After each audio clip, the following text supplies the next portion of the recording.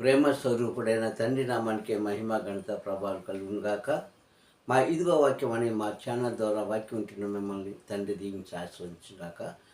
మరి ఇంతవరకు కూడా మా ఛానల్కి సపోర్ట్గా ఉండి సబ్స్క్రైబ్ చేసుకొని లైక్ చేసి షేర్ చేసిన మీ అందరూ కూడా తండ్రి దీవించుగాక. ఇంకా చాలామంది మరి మా యొక్క ఛానల్ సబ్స్క్రైబ్ చేసుకోలేదు, దయచేసి సబ్స్క్రైబ్ చేసుకొని లైక్ చేసి షేర్ చేయండి. దేవుని యొక్క దీవులు కృపా వాత్సల్యత సదా మీ మీదను, మీ యొక్క పరిచర్య మీదను, మీ కుటుంబాన్ని మీదను, మీ ప్రాంతాల మీదను సదా నిలుచునుగాక. ఆమె. ఇక ఈరోజు వాక్య సందేశం చూసుకుంటే రక్షణ కలుగు చేసే దేవుడు. హల్లెలూయా. రక్షణ కలుగు చేసే దేవుడు అనే అంశం మీద వాక్యాన్ని మనం జ్ఞాపకం చేసుకుందాం, ధ్యానిద్దాం. హల్లెలూయా. సర్వసాధారణంగా రక్షణ అంటే ఏంటి? మనకి నెత్తి మీద ఉండే గొడుగు కదండి, గొడుగు లాంటిది. లేకుంటే బండి మీద వెళ్ళేటప్పుడు హెల్మెట్లు పెట్టుకుంటాం. ఎక్కడికైనా వెళ్ళేటప్పుడు సేఫ్టీవి ఏదైతే అంటే మనిషికి ప్రమాదం లేని ఉంటాయో అవి మనం ధరించుకొని వెళ్తాం. చూడండి, బొగ్గు గనుల్లోకి వెళ్తారు చాలామంది ఆ యొక్క గనులలో పని చేయడానికి. అలాగే ఫైర్ ఇంజిన్ అగ్ని మండుతున్నప్పుడు ఫైర్ ఇంజిన్ వారు ఏం చేస్తారు? వారికి ప్రమాదం కలగకుండా ఒక డ్రెస్ని మెయింటైన్ చేస్తారు. ఇలాగ ప్రతిదానికి కూడా ఒక రక్షణ వస్త్రం అనేది ఉంటుంది ఖచ్చితంగా. అలాగే మనం ఈ లోకంలో రక్షించబడడానికి, అపవాది చేతిలో పడకుండా ఉండడానికి, అపవాది మనపై అధికారం చెలాయించకుండా ఉండడానికి మనకు రక్షణ ఎవరు అంటే సర్వాధికారి తండ్రి. హల్లెలూయా. మరి ఆయన రక్షణ ఇచ్చేవాడా ఇవ్వలేనివాడా అంటే అందరు చెప్పేది ఇచ్చేవాడే. అందరు చెప్పేది అదే, 100కి 100 మంది చెప్పేది కూడా ఎందుకు రక్షణ కలిగించడండి, మనం ఆయన బిడ్డలం కదా, ఆయన మేపే గొర్రెలం కదా అని ఇలాగా రకరకాలుగా చెబుతూ ఆనందిస్తాం. మంచిదే. మరి కొంతమందికి మాత్రం ఆయన రక్షణ కలిగించడంట. అదేదో చూద్దాం వాక్యంలో. రక్షించేవాడే రక్షణ కలిగించను అంటాము. చాలా విచిత్రం కదా. ఆ వాక్యం చూద్దాం. ఎవరికి కలిగించడు? అందరికీ ఆయన తండ్రి ఉన్నాడు. అపోస్తలుల కార్యాలు 10వ అధ్యాయంలో 36వ వచనంలో చెప్పబడినట్టుగా క్రీస్తు అందరికీ ప్రభు. అపోస్తలుల కార్యాలు 10వ అధ్యాయము 36వ వచనం చూస్తే క్రీస్తు అందరికీ ప్రభు అని ఉన్నది అక్కడ మాట. ఎవరికి? క్రైస్తవుడికే కాదండి. ఎవరైతే ఆయనను ఆశ్రయించి, ఎవరైతే ఆయన దగ్గరకు వచ్చి, ఎవరైతే ఆయన చరణ్ కోరుకుంటారో, చరణాలు అనగా పాదాలు. చరణము అన్న పదానికి చరణం వేరు పాటలో వచ్చేది, శరణం అంటే పాదాలు. ఆయన పాదాల దగ్గరికి ఎవరు వస్తారో ఎవ్వరు కూడా చూసివేసే తండ్రి కాదు. హల్లెలూయా. కనుక ప్రభు అన్న పదానికి అర్థము అధికారి. ఈరోజు మనకి ఉన్నారు కదండి, ప్రభుత్వాలు ఉన్నాయి కదా. ఒక్కొక్క దేశంలో, ఒక్కొక్క రాష్ట్రంలో ఒక్కొక్క ప్రభుత్వం ఉన్నది ఇప్పుడు ప్రపంచం, యావత్ ప్రపంచంలో. అలాగే మనకి ఒక ప్రభుత్వం ఉంది. ప్రభువు అన్న పదానికి ఏంటది? అధికారి, మన మీద అధికారి. కనుక ఆయన అంటున్నాడు, మీ మీద నేను అధికారిగా ఉన్నాను కనుక మిమ్మల్ని రక్షిస్తాను, నా బాధ్యత అది అంటున్నాడు. కనుక ఎవరిని కూడా ఆయన తోసివేసే దేవుడు కాదు. కానీ ఇక్కడ కోరాహు కుమారులు ఏమంటారంటే 85వ అధ్యాయంలో 6-7 వచనాలు చూసినప్పుడు అక్కడ ఈ మాటలు మనకు కనిపిస్తాయి. 85వ అధ్యాయం సంకీర్తన, కోరాహు కుమారు రాసినటువంటి ఆ కీర్తన భాగంలో 6-7 వచనాలు మనం గమనించినట్లయితే ఆయన అంటాడు, ప్రభువా మేము బ్రతికినట్లు నీ కృప మాకు చూపించు, మమ్మల్ని బ్రతికించవా అని అక్కడ అంటాడు. నీ యొక్క రక్షణ మాకు కలుగు చేయి తండ్రి అని అక్కడ ప్రార్థన చేస్తున్నారండి. మేము బ్రతుకున్నట్లు నీ కృప చూపించు, మమ్మల్ని బ్రతికింపవా, మేము బ్రతికి నిన్ను స్తుతించాలంటే నీ రక్షణ మాకు కలుగు చేయాలంటున్నారు అక్కడ కోరహ కుమారుడు. ఆయన రక్షణ కలుగజేయను అని అనలేదు. కాపుదల ఇవ్వను, రక్షణ అంటే ఏంటి? కాపుదల. మిమ్మల్ని నేను కాయను అని అనలేదు. మీరు నాకు అవసరం లేదు అని అనలేదు. అలాగనుకున్నట్లయితే నాటి కాలంలోనే, అంటే ఆదాము కాలంలోంచే ఇంతవరకు మనల్ని ఎందుకు కాపాడుతాడు? ఎందుకు కాపాడుతాడు? ఎందుకు రక్షిస్తాడు? ఆయన రక్షించే దేవుడే కానీ భక్షించే దేవుడు కాదు. అంటే తినేసే దేవుడు, నాశనం చేసే దేవుడు కాదు. భక్షణ అన్న పదానికి తినడం అని అర్థం. శిక్షించే దేవుడు కాదు. కానీ ఈ శిక్షణ ఎప్పుడు కలుగు చేస్తాడు ఆయన? ఆయన పరిధిలోంచి మనం బయటకు వచ్చినప్పుడు, ఆయన హస్తంలోంచి మనం జారిపోయినప్పుడు, నీవు మాకు అవసరం లేదని మనం వెళ్ళిపోయినప్పుడు ఖచ్చితంగా ఆయన శిక్ష మన మీదకి వస్తుంది. ఆయన రక్షణ ఎలాగైతే మనల్ని కాపాడుతుందో శిక్ష కూడా ఆయన మనల్ని దండిస్తుంది. ఇది వాస్తవం. అప్పుడే కాదు, ఇప్పుడే కాదు, ఎప్పుడైనా ఏ కాలంలోనైనా అది ఖచ్చితంగా చూపిస్తున్నారు. కనుక ఇక్కడ అంటున్నాను, ఆయన మేము మమ్మల్ని బ్రతికించవా, మేము ఏదో అనుకుని ఉన్నాం కనుక అని మీ రక్షణ మాకు కలుగు చేయుతండి అని మరలా ప్రార్థన చేస్తున్నారు. ఆయన రక్షించను అని అనలేదు. 12వ అధ్యాయము సంకీర్తనలో దావీదు గారు అంటారు 5వ వచనంలో, బాధపడే వారికి కట్లు విప్పడానికి, ఆపత్కాలంలో ఉన్నవారిని రక్షించడానికి నీ తండ్రిన నేను, ఇదిగో నేను ఇప్పుడే లేచి ఉన్నాను, నేను ఇప్పుడే వస్తున్నాను మీ వద్దకి, రక్షణ కోరుకున్న వారికి నేను రక్షణ కలిగిస్తాను అన్నాడు 12వ అధ్యాయంలో సంకీర్తన 5వ వచనంలో. కనుక ఆయన రక్షించేవాడు నాడే కాదు, నేడే కాదు, ఇక రేపటి దినాన్ని కూడా, అంటే మన వెనకాల ఉన్న తరాలు కూడా ఆయన రక్షించే దేవుడే కానీ శిక్షించదు. ఎందుకు శిక్షిస్తున్నాడంటే ఇక్కడ నేర్చుకోవాల్సిన పాఠం ఏంటో తెలుసా? మనము ఎప్పుడైతే ఆయన చేతిలోంచి, ఆయన దొడ్డులోంచి, ఆయన వాక్యంలోంచి, ఆయన సన్నిధిలోంచి బయటకు వచ్చేస్తామో ఖచ్చితంగా మనకు శిక్ష తప్పదండి. అది ఆయన పెట్టింది కాదు. ఆయనే పంపిస్తాడు. ఎవరిని? పక్కనున్నామని పంపిస్తాడు. ఎందుకు? నీవు సత్యాన్ని తెలుసుకోవాలి, నీవు రక్షకుడినైనా నా చేతిలోనే ఉండాలి అని వాడిని పంపిస్తాడు. రోమపత్రిక 1వ అధ్యాయంలో 28వ వచనంలో రాయబడినట్లుగా, వారిలో చాలామంది తండ్రికి ఇష్టలుగా జీవించలేకపోయారు కనుక చేయరాని కార్యాలు చేయడానికి దేవుడే భ్రష్టు మనస్సుకు అప్పగించేశాడు. చూడండి ఎంత చక్కగా ఉందో వాక్యం. చాలామంది వాక్యం అంటే ఇష్టం ఉండదు, ప్రార్థన అంటే ఇష్టం ఉండదు, పరిచర్య అంటే ఇష్టం ఉండదు. ఆయన మార్గం అంటే కొంతమంది వింటారు, కొంతమంది వినరు. అక్కడ కూర్చున్న 10 మందిలో 2-3 వాక్యాన్ని విన్నవాళ్ళు 7 కూడా డమ్మీయే. 2-3 ప్రార్థన చేసిన వాళ్ళు 7 కూడా డమ్మీయే. వాళ్ళకి ప్రార్థన రాదు, పరిచయం రాదు, వినరు. కాలక్షేపానికి వచ్చినట్టుగా కూర్చుంటారు అక్కడ 10 మందిలోనే. 10 మందిలోనే ఎలాగుంటే మరి 50 మందిలోను, 100 మందిలోను, వందలు ఉన్న వాళ్ళు ఎవరిలో ఈ విత్తనం ఉంది తెలియదు ఎవరికి. అందుకన్నాడు రక్షణ కోరుకున్న వారికి నేను రక్షిస్తానంటున్నాడు 12వ అధ్యాయం 5వ వచనంలో సంకీర్తనలో. ఇక్కడ మళ్ళీ కోరహ కుమారులు ఏమంటారు? నాయన మనల్ని బ్రతికించవా, నీ రక్షణ మాకు ఇవ్వవా అని అక్కడ అడుగుతున్నారు.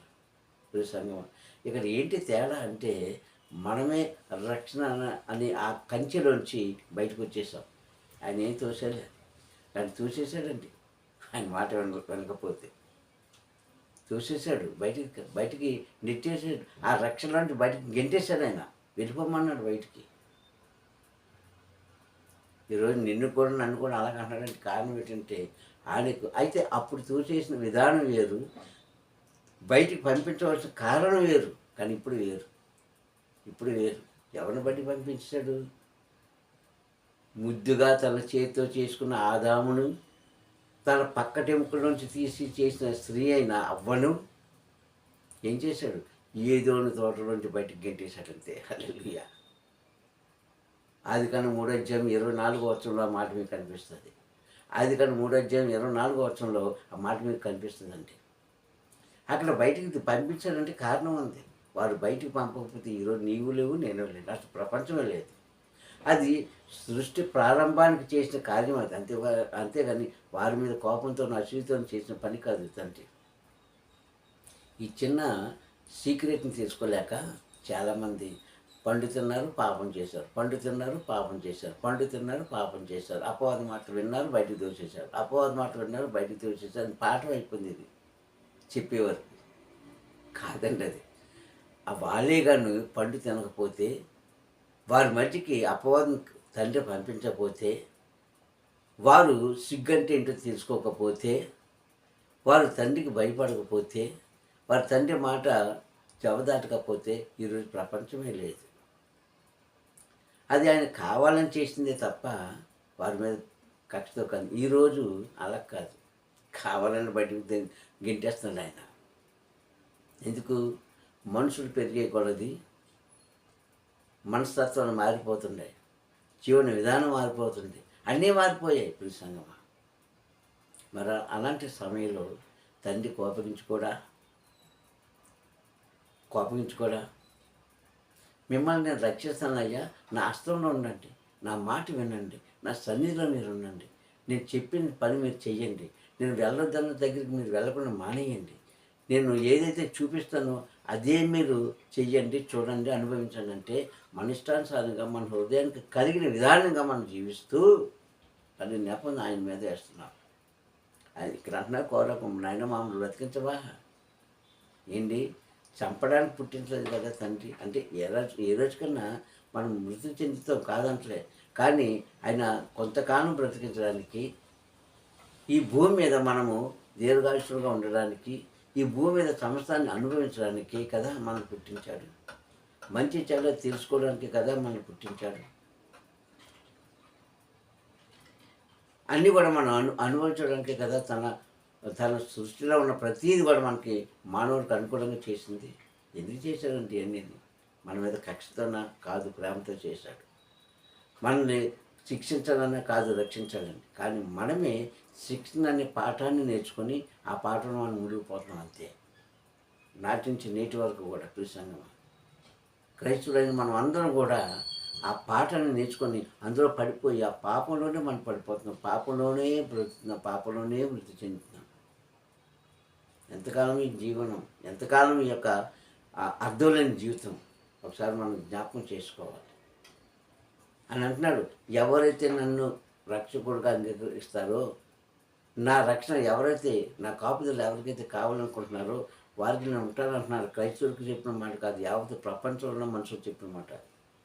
యావత్ ప్రపంచంలో ఉన్న ప్రతి జాతికి, ప్రతి మనిషికి, ప్రతి ప్రాంతానికి, ప్రతి పల్లె పట్టణాలు, రాష్ట్ర దేశాలకు చెప్పిన మాట అండి. అది ఒకటి క్రైస్తవులకు అనుకుంటే పొరపాటు. మనం కళ్ళారా చూస్తున్నాం ఎంతోమంది తండ్రి అంటే తెలుసుకోలేని వారు, ఆయన మహర్షిని చూడలేని వారు, ఎంతోమంది ఇతర మనుషులు నీ దగ్గరికి వచ్చి ప్రార్థన చేయమని అడుగుతుంటారు. జరగలేదా మీ యొక్క జీవితంలో? ఎంతమందికి నీవు అన్యులకు ప్రార్థన చేస్తావు, ఎంతమందికి ముసల్మాన్కి ప్రార్థన చేస్తావు, ఎంతమంది స్వస్థత పొందుకున్నారు? ఏ జరగలేదా మీ చేతుల మీద? ఎంతోమంది ఇదంతా ఎలా జరిగింది? వారు రక్షణ కోరుకున్నారు కనుక ఎక్కడికి వచ్చి, అయ్యా మా కోసం ప్రార్థన చేయండి, మా కోసం మీ దేవుడైన యెహోవాకు ప్రార్థన చేయండి, మీ తండ్రికి ప్రార్థన చేయండి, క్రీస్తుకు ప్రార్థన చేయండి, మేము బాగుండాలని, మేము బాగుంటే మేము తండ్రికి మేము సమర్పించుకుంటాం అని చెప్పేవారు ఎంతమంది వచ్చారు? చాలామంది వచ్చుంటారు మీ జీవితంలో ఇంతవరకు. ఒక క్రైస్తవులారా, మనం కూడా చాలామంది ప్రార్థన చేస్తుంటాం. అందుకే అందరికీ ప్రభు ఆయన, కొందరికి కాదు. అయితే ఎవరికి ప్రభు కాకుండా ఉంటాడు, ఎవరు రక్షించుకుని ఉంటాడంటే రోమాపత్రులు చదువుకునే విధంగా ఆయనను మనం అంగీకరించకపోతే, అంగీకరించి కూడా విడిచిపెట్టి మళ్ళీ అక్కడికి మనం వెళ్ళకపోతే ఖచ్చితంగా శిక్ష తప్పదు.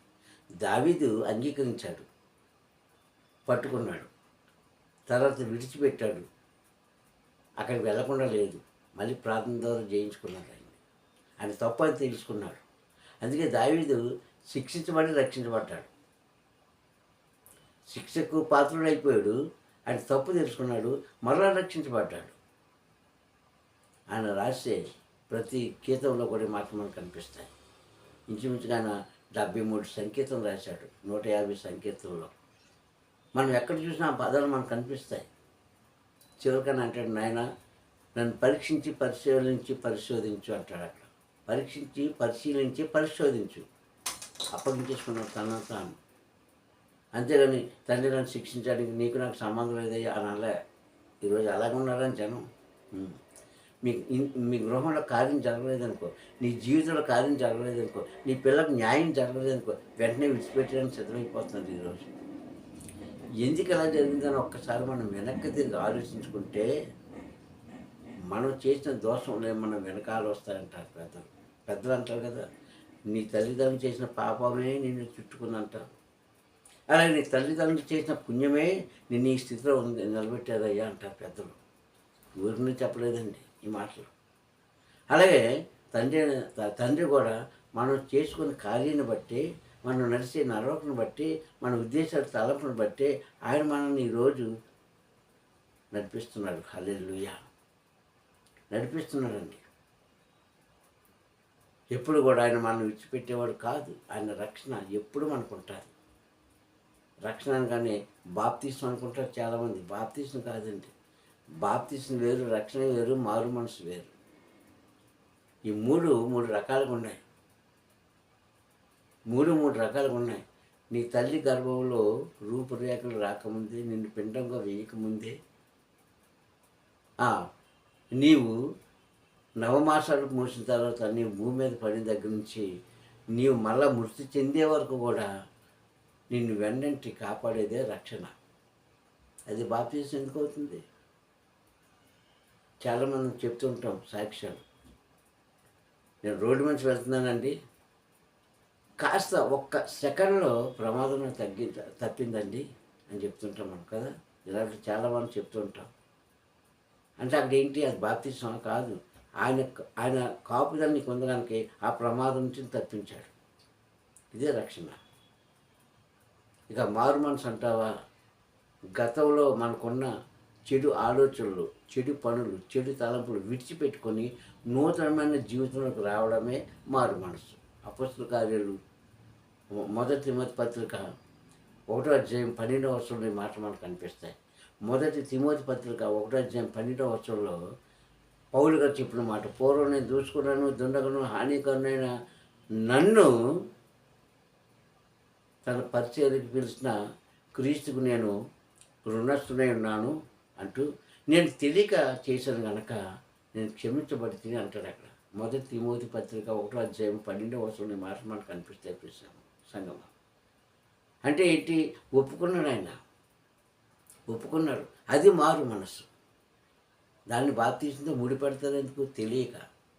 బాప్తీసం అంటే ఏంటో, మారు మనసు అంటే ఏంటో, రక్షణ అంటే ఏంటో తెలియక వీళ్ళంతా ఏం చేస్తారంటే దాన్ని ముడేసేస్తుంటారు, మూడు వేసినట్టు. దానికి సపరేట్గా ఉంది వాక్యంలో. రక్షణ వేరు, మారు మనసు వేరు, బాప్తీసం అంటే ఏంటి? నేను చనిపోయే వరకు కూడా తండ్రి నీతోనే ఉంటాను. క్రీస్తుతో చనిపోవడానికి సిద్ధపడిందే బాప్తీసం. భక్తులను పౌలు గారు అన్నారన్నమాట. మత్తయి సువార్తలో రాయబడింది ఆ మాట. కనుక మనం మరణానికి పాత్రులమై క్రీస్తుతో పాటు చనిపోవడానికే బాప్తీసం అనేది. అంతే తప్ప ఇవేం కాదండి. అందుకే చూడండి, నీవు ఒట్టు పెట్టుకున్నావా, నేను నీ వాడిని. వివాహ కార్యాలు చాలామంది ఇది మనకి తెలియజేస్తూ ఉంటారు. వధువు వారిని నిలబెట్టి, అమ్మ నీవు ఇలా ఉంటావా? ఉంటానండి. బాబు నువ్వు ఇలా ఉంటావా? ఉంటానండి. తర్వాత కొంతకాలం పోయిన తర్వాత మనం చూస్తుంటాం. కొంతకాలం గడిచాక వారి పద్ధతి మనం చూస్తుంటాం. ప్రతి సంగమ అది కాదండి వాగ్దానం అంటే. నేను మృతి చెందే వరకు కూడా నీతోనే ఉంటాడు. భక్తుడైన పౌలు గారు అదే చెప్పారండి ఆయన రాసే సువార్తలో. బ్రతుకుట క్రీస్తు కొరకే, చావైన మేలు. ఏమన్నారండి? బ్రతుకుట క్రీస్తు కొరకే, చావైన మేలు. అది బాప్తీసం. మరణాన్ని కూడా సిద్ధపడేదే బాప్తీసం అండి. కడగబడుట, నిలవబడుట, నడుచుట అనేది బాప్తీసం. ఈ 3 మాటలు. కనుక ప్రసంగం ఏదైనప్పటికీ నీవు రక్షకుడి చేతిలో ఉన్నాం కనుక మనం రక్షించబడాలంటే మధ్యవర్తిని ఒక ఆయన పెట్టాడు మన మధ్యని, తండ్రి. ఎవరైనా క్రీస్తుని. ఆయన నామంలో తప్ప మనకి రక్షణ లేదు. నువ్వు ఏ పేరుతో పెన్నా పిలువ ఆయన్ని. మెస్సయ్య అంటావో, క్రీస్తు అంటావో, ప్రభు అంటావో, లేకుంటే మరి ఏమని పిలుస్తావో, ఎలా పిలిచినా నామం ఒకటే, ఒకే మార్గం. ఆయన ఉంటేనే కానీ మన కార్యాలు జరగవు. ఆయన మన మధ్యలో ఉన్నాడు కనుక ఆయన నామంలోని సమస్తం కూడా జరుగుతాయి. కొంతమంది తండ్రి, కుమార, పరిశుద్ధాత్మ అంటారు. కొంతమంది కుమారుడు అని అంటారు, తండ్రి నామం అంటారు. నువ్వు ఎలా పిలిస్తే అక్కడికే వస్తుందండి. చెరువులన్నీ కలిపి నదిలో కలిసినట్లు, నదులన్నీ కలిపి సముద్రంలో కలిసినట్లు, మనం ఎక్కడ ఈ భూమి మీద ఎలాగ నువ్వు భక్తి చేసినా చివరికి వెళ్ళేది ఆ సముద్రం అంటే అది ఇట్లోకే పర్వతండ్రి దగ్గరికి అది వెళ్తుంది. మనం జ్ఞాపకం చేసుకోవచ్చు సంగమం. అందుకే ఇక్కడ ఏమంటున్నాడంటే, మిమ్మల్ని రక్షిస్తాను ఆయన, నా మాట వినండి, నా చేతిలో ఉండండి. ఒకవేళ నా చేతిలో కానీ ఉండకపోతే అలాంటి ఆదాంని కార్య సాధనకై పంపించేశాడు బయటికి. ఇప్పుడు అలా కాదు, మనం శిక్షించడానికి బయట పంపించేస్తాం. జాగ్రత్త. మనం అలా ఉండకుండా ఆయన చేతిలో మనం ఉన్నాం కనుక, ఆయన హస్తంలో మనం ఉన్నాం కనుక, మనం బ్రతికినంత కాలం కూడా ఆయన కృపను మనం పొందుకోవాలంటే ఆయనతో మనం ఏకీభవించినప్పుడు కష్టాలు వస్తాయి, కన్నీళ్ళు వస్తాయి, అప్పులు వస్తాయి, బాధలు వస్తాయి, కుటుంబ సమస్యలు వస్తాయి, భార్య భర్తల సమస్యలు వస్తాయి, ఏదైనా వస్తాయి. కానీ వాటి నుంచి తప్పించి మనం ఏదొక్క దినాన్న ఒడ్డుకు తీసుకొస్తారు. ఆయన కాపుదల మనల్ని చుట్టూ ఉంచుతాడు. ఆ కాపుదల మనల్ని పరుడు పెడతాడు, మేపుతాడు, రక్షిస్తాడు, సౌఖ్యం కూడా ఇస్తాడు. ఏదో తోటలో వారు ఉండేటప్పుడు ఏ బాధ లేదని వారికి ఎంతో చక్కగా ఉన్నారు. రక్షణ నిలయం అది. కానీ వారు ఆ పండు తిన్నందున బయటకు వచ్చేసారు. అది కూడా మరలా చెప్తున్నాను, సృష్టి ప్రారంభానికి చేసిన కార్యమే తప్ప ఆదాం మీద అవ్వ మీద కోపంతో చేసిన ప్రారంభం కాదు, అపవాదం మీద కోపంతో చేసిన కార్యం అసలే కాదు. అది అలా జరగడానికి అపవాదం అక్కడ పంపించారు తండ్రి. ఇది సత్యాన్ని గ్రహించుకున్న వారికి అది అర్థమవుతుంది. గ్రహించుకోలేని వారికి తండ్రి ఎందుకు పంపిస్తాడండి అపవాదిని అని అనుకుంటే, యోబు గ్రంథం 1వ అధ్యాయంలో చూసుకుంటే అక్కడ మీకు ఈ మాటలు కనబడతాయి. యోబు కోసము అపవాదికి తండ్రికి వాదన పడితే ఆయన ఏమంటాడు, అపవాది ఏమంటాడు, ఇదిగో నీ భక్తులను యోబు చుట్టూ కాపుదలు ఉంచావే, కంచె వేసావే, ఒకసారి తీసేదండి, భక్తి అంతా చూద్దామన్నాడు. తండ్రి ఏం చేశాడు, సరే ఆయన శరీరం తప్ప ప్రాణానికి ఏ హాని చేయదు, నేను కంచి తీసేస్తున్నాను, ఒకసారి పరీక్షించుకో అని ఆయన చెప్పితేనే కానీ అపవాదాన్ని ముట్టుకోలేదు పిలిచాను. మరి ఎక్కడ కూడా అంతే, ఇప్పుడు కూడా అంతే. అలా చెప్పడం గల కారణం ఏంటి, అప్పుడు ఆయన పరీక్షించడానికి చేశాడు యోగుని, ఇప్పుడు మనం శిక్షించడానికి పంపిస్తున్నాడు అపవాది. ఇది తెలుసుకుంటే చాలు. ఆయన సంగమం ఎప్పుడు కూడా తండ్రి మనకి విరోధంగా లేడు, ఉండడు. ప్రార్థన చేసుకుందాం. కనికర సంపన్నుడ దయామూర్తి నీకు స్తోత్రములు. ఈ ఉదయకాల సమయంలో వాక్యమై దిగొచ్చి నాతో మాట్లాడేందుకు స్తోత్రం చెల్లిస్తాను. అయ్యా నీ చిత్తమైతే నన్ను ఇచ్చిన తండ్రి ఈ వాక్యం మా జీవితంలో ఫలించి అభివృద్ధి పొందడానికి సహాయం చేయండి. సత్యాన్ని గ్రహించుకునే భాగ్యం మాకు కలిగించేయండి. సత్యమైన మార్గంలో నడవడానికి సహాయం చేసి నీ నామన ఘనత మహిమ ప్రభావాలు మీరు పొందుకుంటారు నాయన. ఈ యొక్క ఉదయకాల సమయంలో ఇచ్చిన వాక్యం విన్న బిడ్డలందరిలో కూడా ఆలోచన కలిగించి, ఆవేశం తగ్గించి, అనాలోచన తొలగించండి, అనురాగం కలిగించి, నీ అందు భయభక్తి కలిగి జీవించి, నీ రక్షణలో తండ్రి మేమందరం కూడా ఉండేలాగా కృప చూపించమని మా ప్రియ రక్షకుడైన క్రీస్తు నామములో ప్రార్థన అడుగుతున్నాను పరమ తండ్రి. ఆమేన్.